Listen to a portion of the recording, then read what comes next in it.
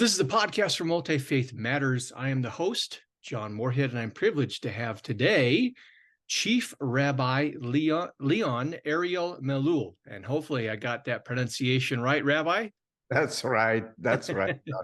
Thank you. And It's a pleasure to meet you, and thank you for welcoming your thank you so much, for being here. The rabbi is with the International Raëlian Movement, or the Raelian Church, and we are going to unpack what that is all about today. I have been reading about and following the Ralian movement for a number of years. So this will, to prepare for the podcast, I had to catch up and go look at some more material again. So it was good to pull things from my library shelf. I like to begin with my guests by asking how you came to be involved in the church. Well, I am born from a religious Jewish family on both sides. Very practicant, very conservative, and I've been brought up that way, observing Jewish religion, and always had questions, but never got the right answers, either by the family members or by rabbis or in the school with teachers. And they always said, listen, this is the way we have been taught, this is the way we learn, and this is the way we continue our life as Jews, because we always have say in our religion, we will do, and then we will listen, and then we will understand. But, it didn't come to, I wasn't too much, I didn't agree too much with that idea. And I always had questions, but I continue my life as a Jewish scholar and, Jewish religious family and all that. And one day I come across with a book that was called The Book Which Tells the Truth, that is called today Intelligent Design. And by reading that book, it answered all the questions I had since my childhood. I mean, for a Jew, understanding that we have been created by an extraterrestrial civilization, that originally the Jewish people were the children of the Elohim and women of the earth. These people from outer space are called the Elohim, that came to space, to our land, over 25,000 years ago, and started creating all lives on laboratory. Then finally to create man to their image and likeness, as described in the original Hebrew Bible, the Tanakh. That's an amazing story. I've looked at your bio and was able to pick up on some of that. And I appreciate you sharing your journey, because people need to put the conversations that we have in context. And so it's always helpful to know that personal element. Can you describe how the church came into existence? How did it come to be? Well, the church, it was called the Ralian Movement. It was registered in Canada as a Raëlian church, but in worldwide, international wide, is the International Raëlian Movement, which is not necessarily a church or a synagogue or whatever. It's not a place where we pray. It's a place. It's not even a place. Every one of us live in their own home. Every one of us have their own jobs. No one of us get paid or get a salary. And we're all volunteers, and I am in the Ralian movement for the last 36 years.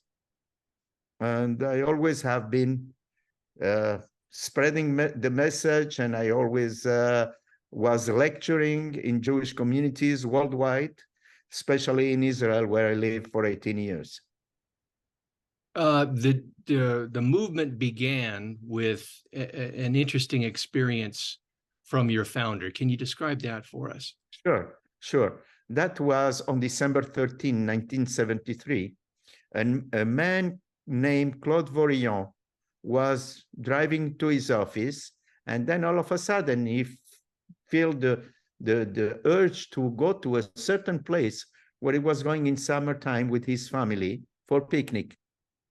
And that place is an old volcano, which is called the Puy de la Sola, which is close to Clermont-Ferrand. When he got there, it was a little bit chilly because it was on December 13.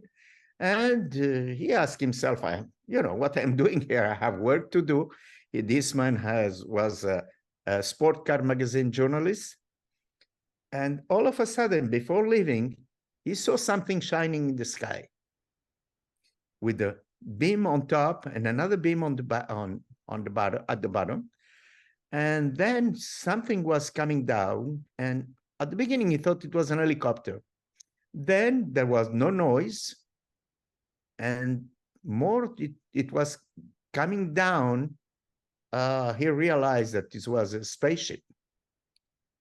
And then a trap opened, got close to the ground, a trap opened, a ladder opened, and then he saw 2 feet coming down. And he was a little bit afraid because he said, well, I don't going to move now.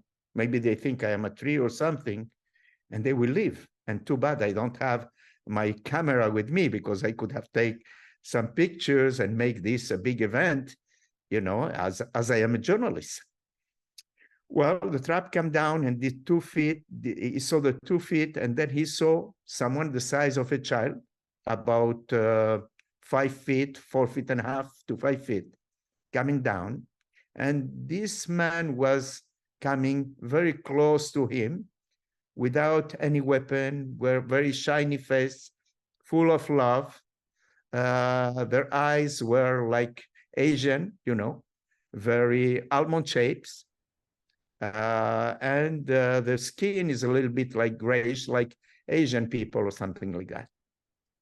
Then Claude Vorillon, at that time was called Claude Vorillon, he asked him, do you speak French?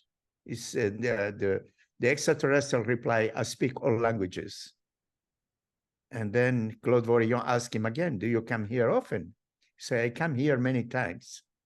And today, I come with you, to meet with you. We telepathically induced you to come here today because we have a message for you.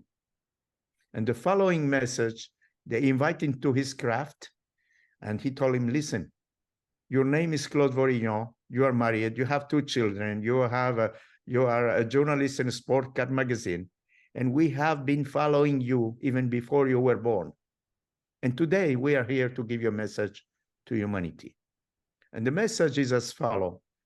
More than 25,000 years ago, we came to your planet and we created all life on Earth, starting by plants, animals, and finally, we created man to our image and our likeness. Over the years, we have sent all prophets from all religions. Among the most important ones, Moses, Jesus, Buddha, Muhammad, and many others. And now it's time for you to understand, after the bomb of Hiroshima, that you, with nuclear power, you can either develop yourself or to destroy yourself. And today it's time for people to understand we have been taken for gods, but there is no gods. People who were primitives, they didn't know what was coming from the sky, and they put their face on earth and pray on us. And today they still believing and praying.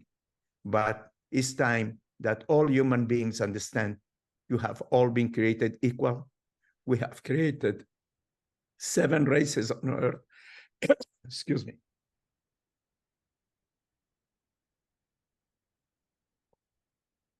We have created 7 races on earth, and we want to come back, especially among the people of Israel, who are our direct offspring between men of extraterrestrial and women of the earth, that we had children with these people that coming from this region of the Middle East, which is called the people of Israel.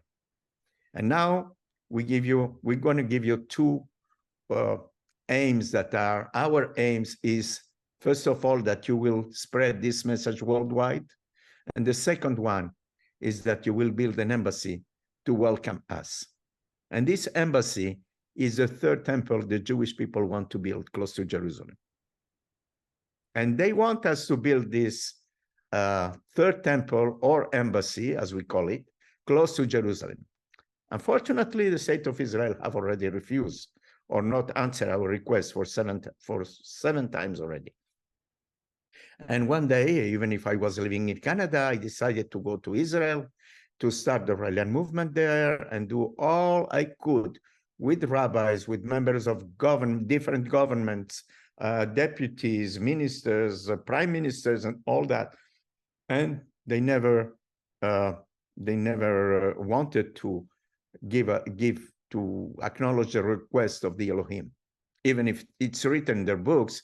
And when I give my lectures, especially in Hebrew, I have all the citations from many religious books, including from the original Bible, that these people call Elohim are an extraterrestrial civilization and not a single God, and that they come from space.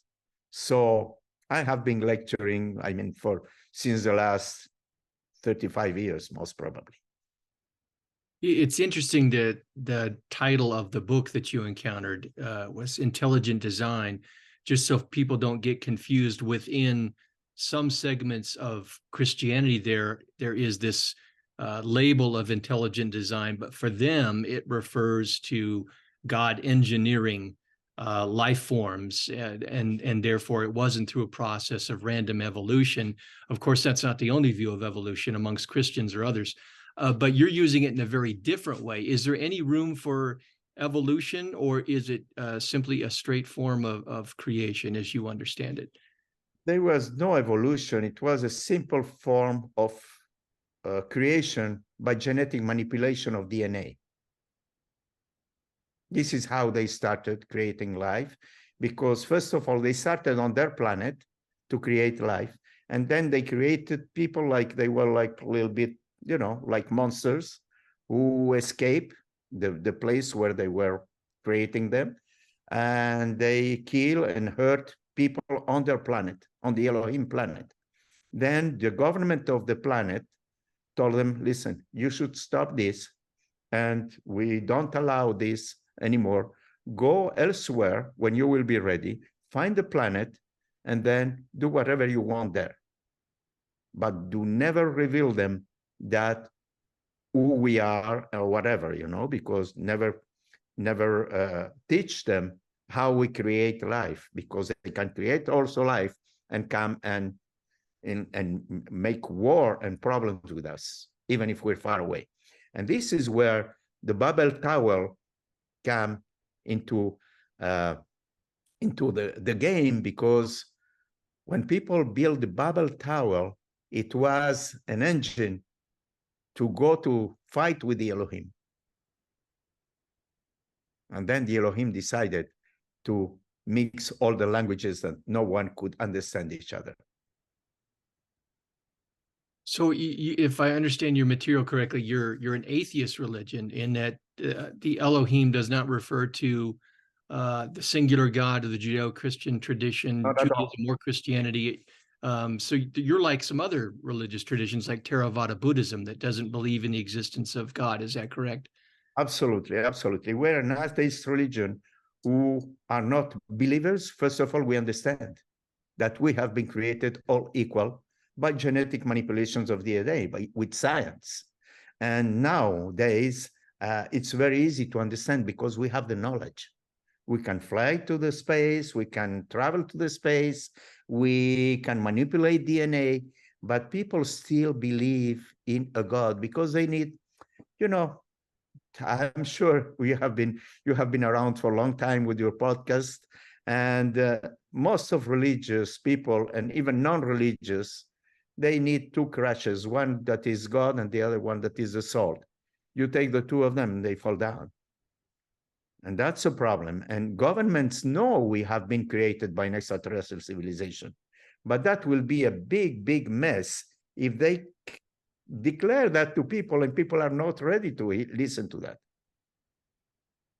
It will be a big revolution, but sooner or later, they're going to have to, because the more and more we are advancing, the more and more there are signs of UFOs in the skies, extraterrestrials, crop circles everywhere. And at one time, they will not be able to avoid it. And with the artificial intelligence now, with the EA, it's going to come out one day or the other. It's interesting as I look at different religious traditions.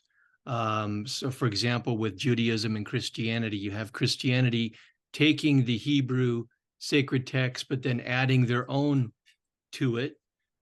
Within the religion of the Latter-day Saints or the Mormons, you have them taking the basic Christian Bible, but then adding new revelation and claiming to have a new prophet. And then you have the Ralians who come and take, a traditional interpretation and do something different with it. What would you say to those Jews and Christians who would have concerns about the way you interpret their texts very differently than the way it has been understood? What kind of response would you give?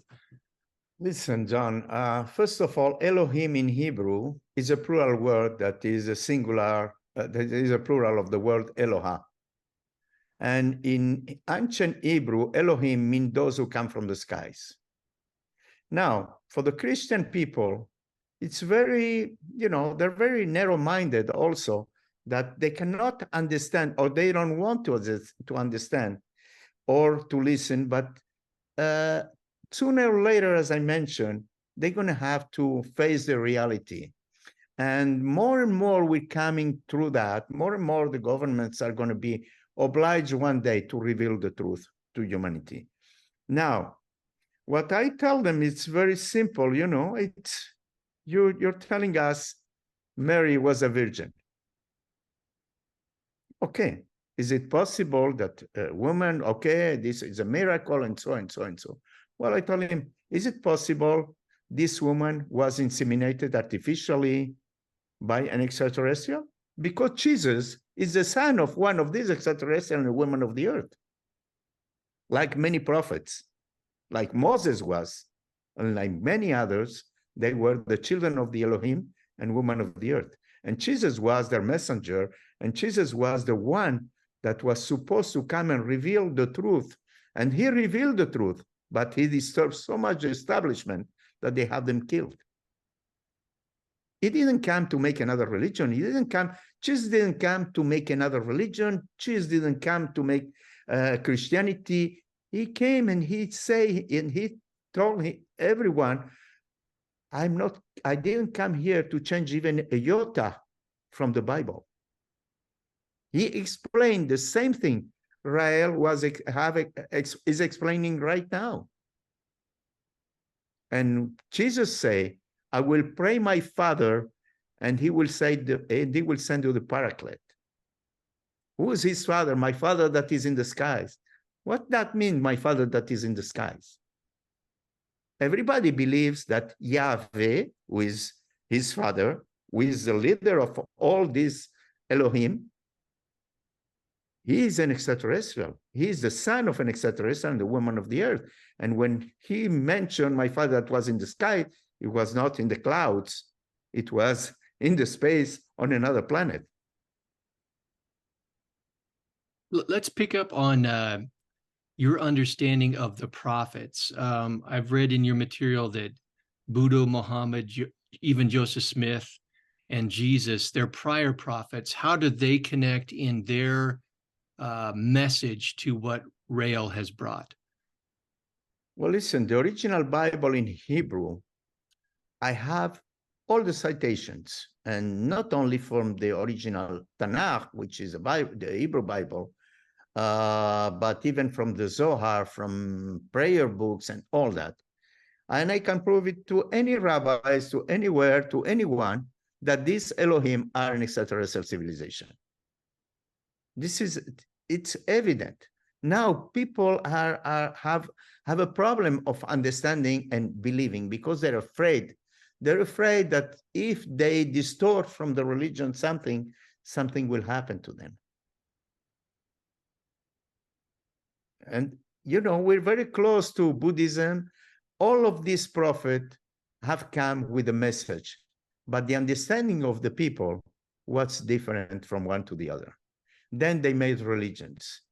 And religions today, they're all following down. And as you know, in the prophecies of Malachi, he was predicting that the actual Pope will be the last one, which means the actual Pope, if he is the last one, which means the Vatican will reach to an end.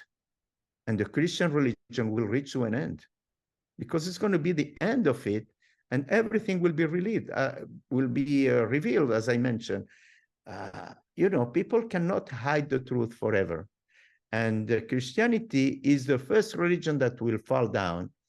And this is one of the reasons Hitler wanted to kill all Jews, to avoid that Raël will be born. Because according to the prophecies, Raël, he will be the one that will destroy all religions, the myth of religions and the mystery of God. So is the view of Raël in terms of prophet, it's similar to, obviously with some differences, but similar to in Islam, where Muhammad would be the final, the greatest, the seal of the prophets. Is Raël the final prophet in a long line of prophets sent by the Elohim, as you understand it? Absolutely. Raël is the one that the Jewish people are waiting for as the Messiah, the Mashiach, and the Muslim people are waiting for the Mahdi, the Mubashar, and also the Christians that are waiting for Jesus to come back. But Jesus will come back with all the prophets, with the Elohim, when the Elohim will land on earth, on the embassy we're going to build for them. But they don't want to land in the middle of, of a football field. They want to have their place, that we recognize them first as our creators and not as a single God. We need to recognize these people as our creators and then build them an embassy that, no one can go in without their authorization, like any embassy in the world, with extraterritoriality. And then they will come back with all the prophets. But today, people need to be prepared and be more peaceful than what we are today, because we are very, very, very close to auto-destroy ourselves with all the bombs that we have on this planet and all the conflicts that there are worldwide.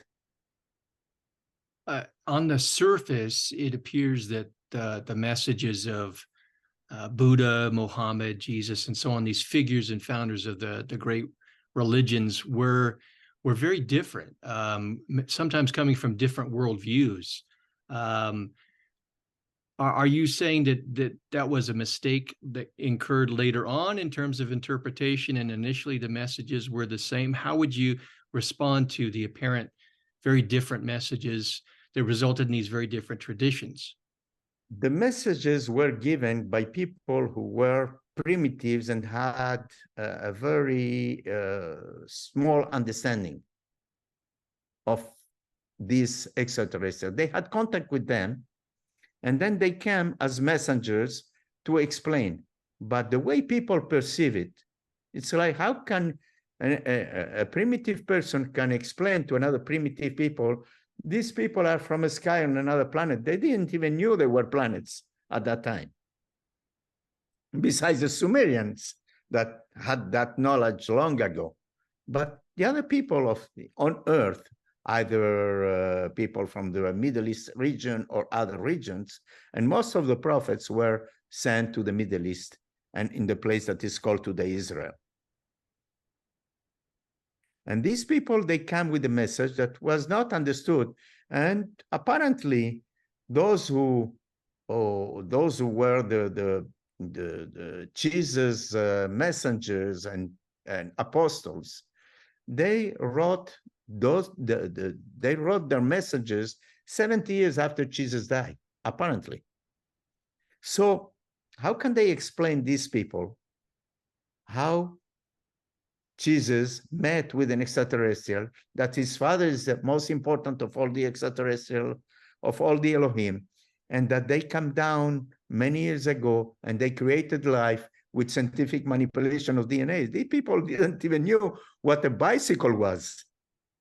How can they could understand? So every one of them made their own religion according to their books, according to their scripts, according to what they had. And of course, if today you have 50 people or 20 people, you ask them to design a tree, everyone will design a tree, but they're very different from one to the other, according to their understanding. And this is the interpretation we can give, that people could not understand because they were not educated. These people were from another, not from another civilization, but, you know, these people were primitives and took the Elohim for gods, even the prophets.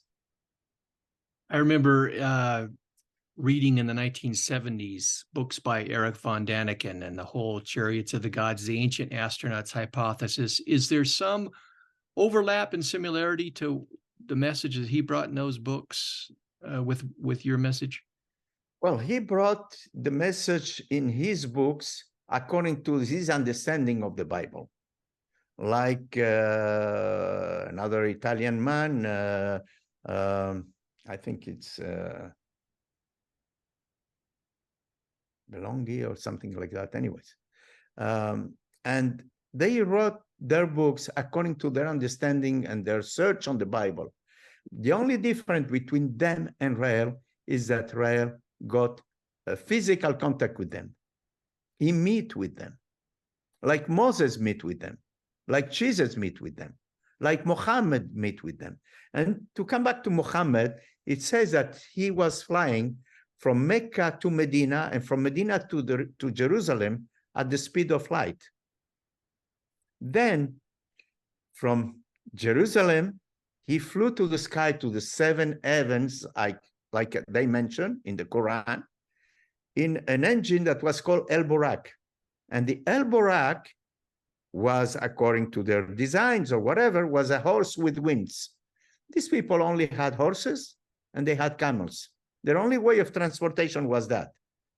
If they had cars at that time, maybe they will design a car with wings, but they designed a horse with wings because the horse was the way of transportation, and with the wings because it could fly. And the most important is that the name El Burak comes from the word Hebrew maverick. Maverick, even in English, means something, someone or something bright. And this is where the word El Burak comes from. It was a horse with wings bright. And even Elijah the prophet fly to the sky with a chariot of fire. What that means? Today we're able to understand at that time of those people, they only had horses, camels, chariots with some wheels, and okay, a chariot of fire. What that means today? Is it possible? Today we are able to understand. And the most important is, you know, the book of the messages the Elohim give to Raël. It's in the book, Intelligent Design.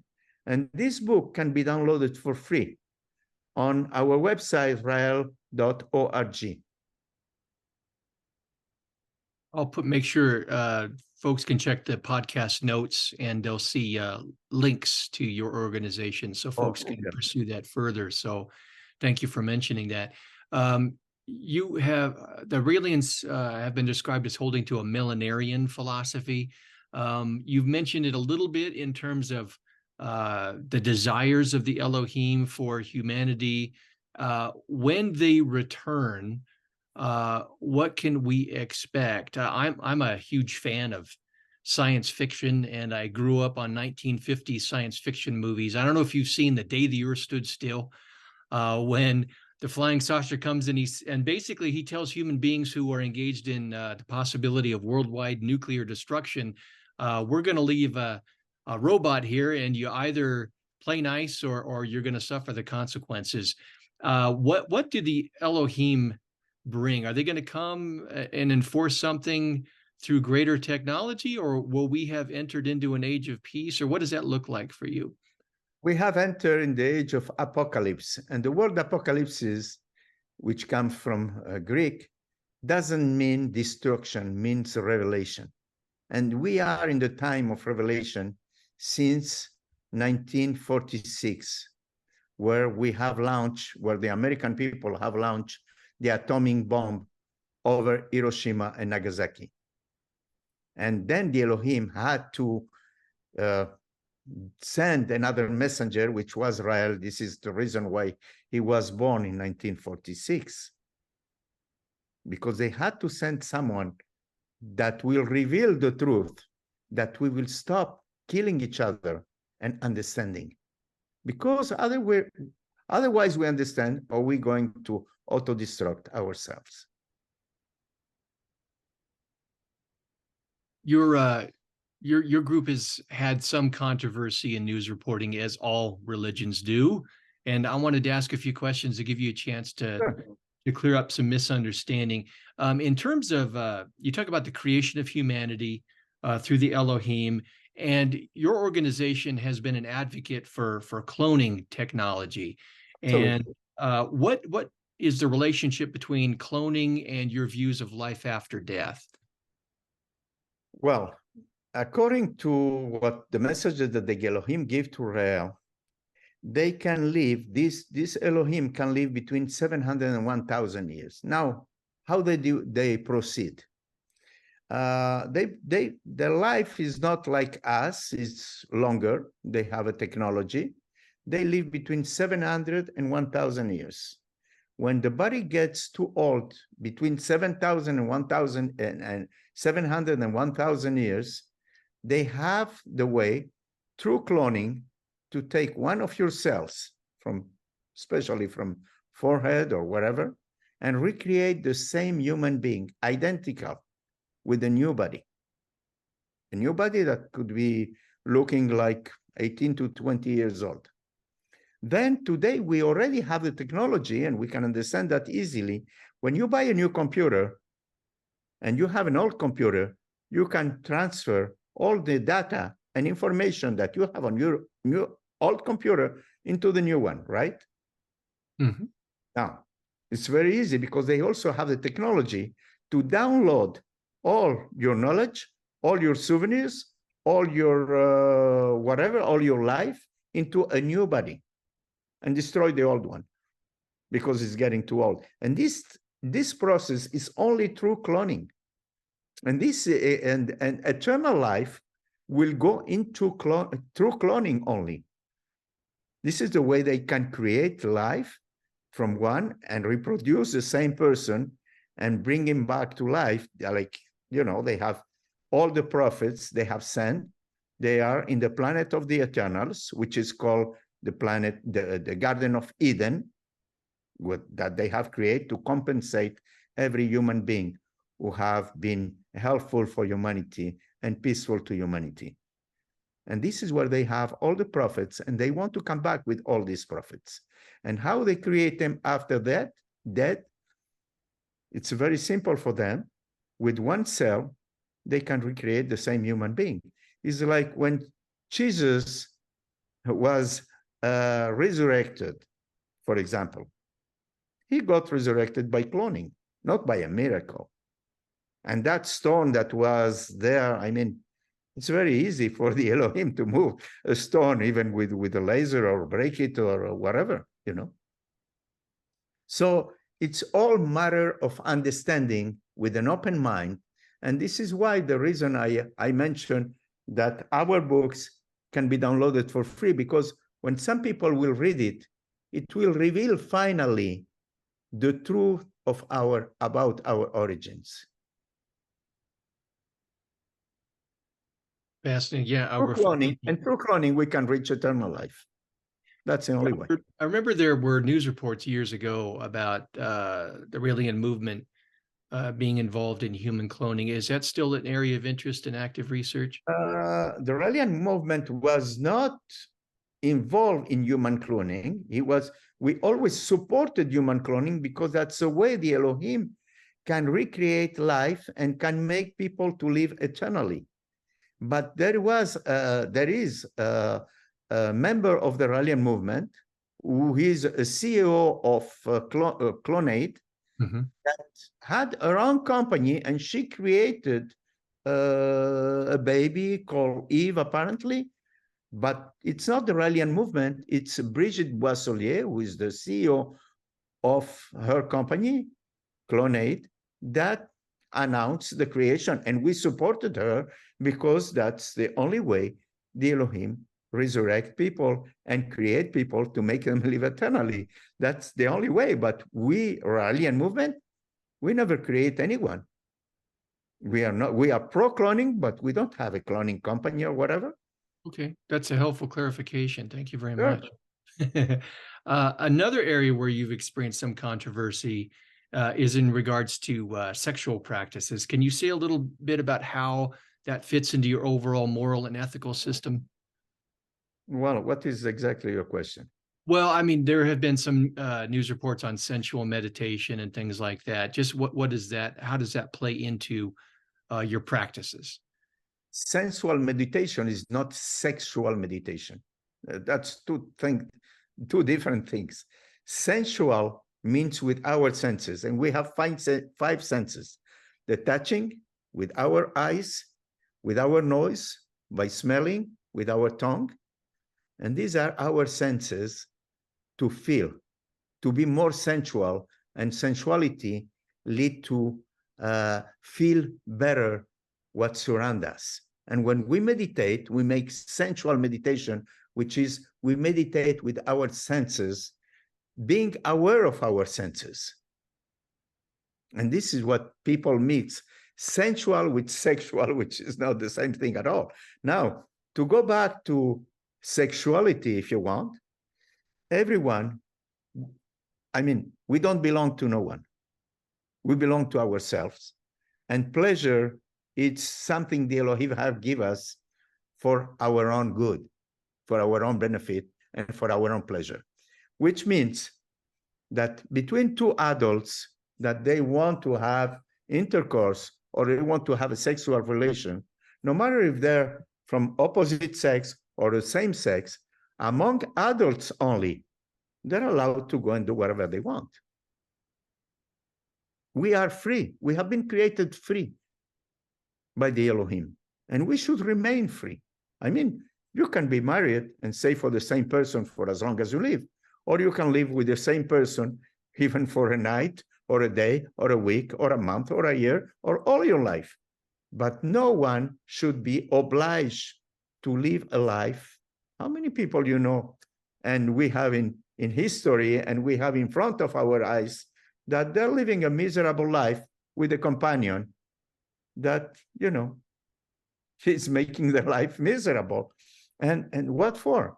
I mean, when you're with someone that you're happy, you stay with. If you're not happy, like Raël said many times, the Elohim have created us with long legs that we can run. Well, thank you for that clarification. I appreciate it.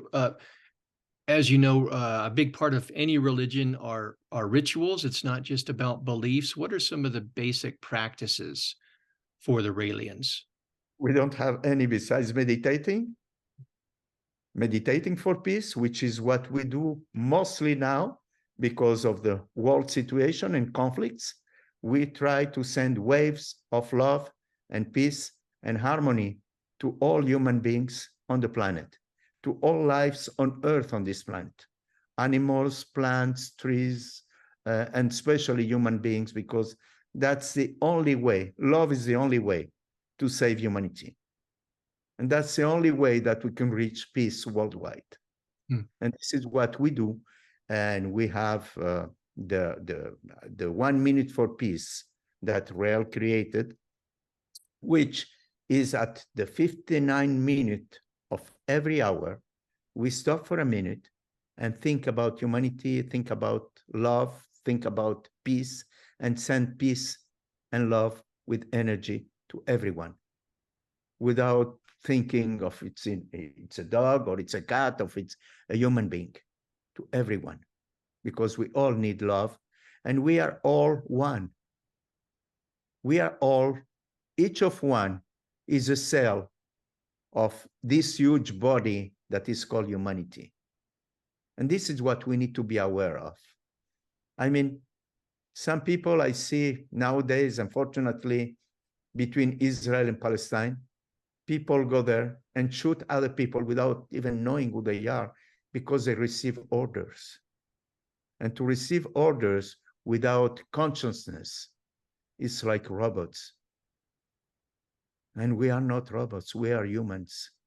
And before being Jewish, Christian, Muslim, or whatever, we first of all, let's behave like humans, because nowadays, I don't think we deserve even the name of humans. We don't behave as such. We behave worse than animals, because animals, they don't kill each other besides to eat. But we kill for the pleasure. We kill for the pleasure of making weapons, of taking piece of land, of getting some wealth. But what is that for? How long will we're on this planet to live? 80 years? 20 years? 50 years? How many people die before they reach their pension? I mean, the most we can live is maybe 100 and something. And so what after that? So what? We came here with nothing. We accumulate and we want. And finally we live with nothing. So what is that all for if it's not here to have pleasure and to be humans and to care and share with each other with love and fraternity? Thank you for that. We certainly need more love and more peace. We are united in that interest and desire and work. Let me ask you about one last area that has generated some controversy, and Hindus sometimes receive the same criticism. In your logo that folks can see in the backdrop on the left there, there it is right there. There's a swastika incorporated within it, and when people see that, of course, they naturally assume Nazism and all of that. Can you speak to the history of the symbol and why it's incorporated into the symbol for the Raëlian movement? This is another way of ignorance from people. If you take the swastika, it comes from ancient times in India, in Asia, in all the temples, you have the swastika. And way, way, way before, Hitler took it and did the swastika, did the Nazi sign with it. Long way before. And our symbol here, this one here, is the one that was on the Elohim suit when Raël met with them. This is the oldest symbols on earth, and it's even in Israel. I have found the swastikas in the temple of Capharnaum, which was the church where Jesus was teaching, and in museums, in Haifa, in many other places, and even it was on the floor of an old synagogue in En Gedi. And this symbol is first of all, the two triangles you see here, well, we don't see them very well on the spot, but anyways, you can see them on the screen, on my back screen, represent infinity in small, in infinity in space and time. I mean, the two triangles, one of the triangles is infinity small to infinity large, which represent us, and infinity large to infinity small, which represent in the space. Let me explain. We live in a planet which is called planet Earth. This planet is on a solar system. This solar system is on a galaxy. This galaxy is in a universe, infinite universe, and this universe is a molecule of a cell of something that is alive, which is not a God. Could be a cat, could be a worm, could be a giant. We don't know what it is. Even the Elohim don't know. And inside ourselves, each of our cells, each of our molecules of our cells is a universe within itself, which have planets, solar system, galaxies, and so on, so on, so on. And there is a life inside us as well. But of course, our time of living, for them, it could be maybe the time that we breathe, it's like 100 years from them. And inside ourselves, and for us, maybe our life is maybe a couple of minutes for that giant human being or that thing that we're into. I don't know if I make myself understand. Yes, oh yes, yes, thank you very much. And we are all part of this infinite universe because everything is connected to everything. Every cell, it's part of something. And every cell, every molecule of one cell, it's an infinite universe with itself. And the swastika is the infinite in time. And these two united are the symbol of the Elohim. And that's the main reason why Hitler wanted to have it hated by the Jewish people, because he knew the Messiah will come, who is Raël. The Messiah will bring the symbol of the Elohim, that it will not be accepted by Israel and the Jewish people. And this is why he wanted to kill all of them, that he could kill Raël before he was born, but it didn't happen. It didn't happen because the Elohim have their own plans, and, nobody can play with that. One final question, if I could, Rabbi. Okay. As you know, in the last few years, there's been a greater interest and perhaps credibility in the UFO phenomenon with hearings in the United States and elsewhere. Do you see any connection between these reports from the military and so on and the Elohim, or is this a related phenomenon or something else in your view? Well, UFOs, we are going to have more and more in the skies, like Raël mentioned. But which, UFO is like, it's their transportation way. But it's not that which is interested. It's like an airplane. For them, it's like their airplane, UFO, we have airplanes, we have helicopters, they have UFOs to travel, spaceships.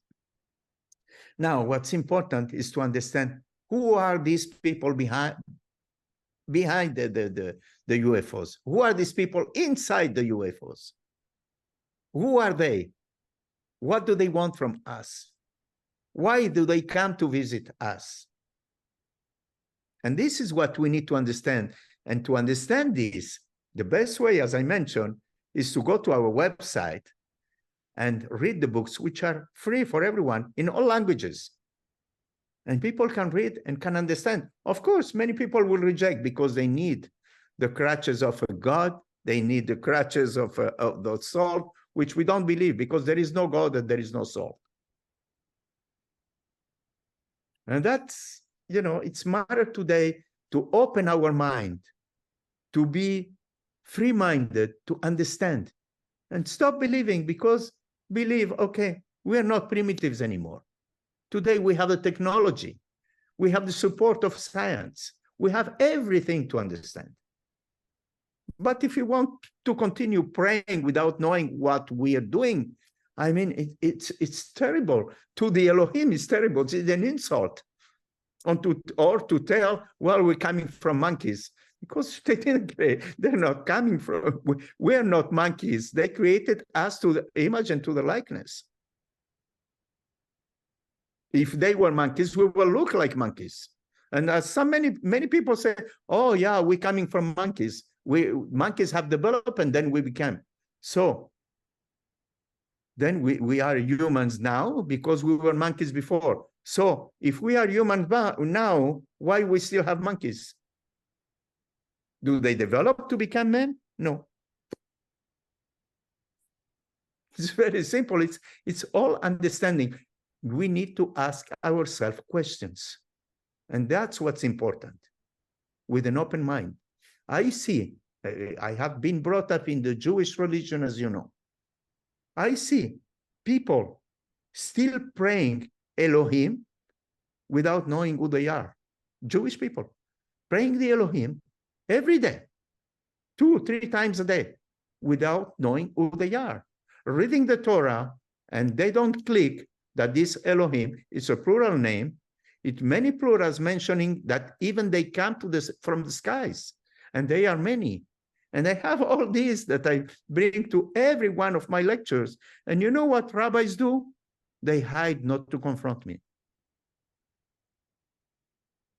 Because if they're smart enough, if they're rabbis, real rabbis, come and meet with me or confront me in one of my lectures, instead of hiding or instead of interfering or instead of boycotting, come and meet with me and tell me what you're saying now is not true. I can bring you anytime, anyone that can translate in Hebrew the verses from the Bible that will confirm without any doubt that the Elohim mentioned in the original Hebrew Bible are an extraterrestrial civilization and not a single God. Well, And who I knows? can anytime. No, not. Maybe in the future, I would love to find a Hebrew scholar and have you come on with them, and Oh, that with could be the pleasure. focus of the With conversation. pleasure. That With would be pleasure. great. With pleasure. And I can bring, all the proofs that I have. I am lecturing for over 35 years now. And I have learned I am an Hebrew scholar, and I have learned Hebrew. And I have learned Hebrew in Israel. And when you explain the text and the scripts from the Tanakh in Israel, where people understand Hebrew, they are able to understand. But most of the Jews worldwide, they don't understand Hebrew. They pray without understanding. Like I was praying Hebrew without understanding a word until I went to, I traveled to Israel, I lived in Israel, and I learned Hebrew. Well, who knows? Maybe that'll be the topic of our next conversation. That would be fascinating. Pleasure. I mean, anytime you can bring me any scholar, any rabbi, anyone, and I will prove it. I mean, on the screen, on the spot. Very good. We'll see what we can do. Well, Rabbi, I really appreciate you making the time. I appreciate, was it Pierre? Was that the gentleman who helped connect us? Pierre Charles Debray, who is the one. I want to make sure and thank him for reaching out to me and connecting us so that this conversation would be possible. And thank you for making the time. My pleasure, John. I was a little bit mixed up with your time and my time, but that's all right. We made it happen, so that's what's important. And again, I want to direct folks to the program notes where they can find some links and do some more research if they want to learn firsthand again about what the International Raëlian Movement is all about. And thanks to everybody for watching and listening. Until the next episode of the Multi-Faith Matters podcast. Again, thanks to my guest.